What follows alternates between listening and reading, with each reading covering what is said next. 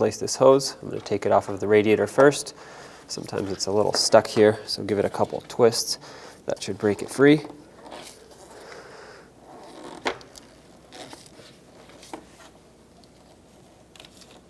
Pop it off of the radiator fans, and then you're going to have to break it free from the overflow tank as well.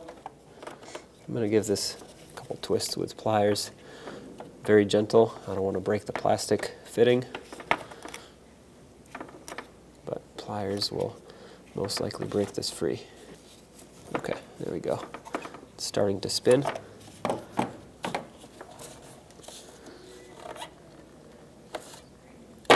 Pull this straight off, set that aside.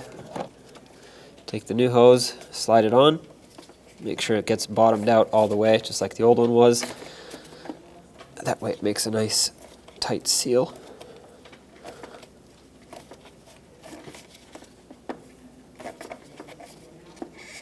There we go.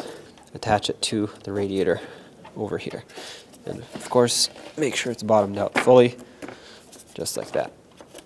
There you have it.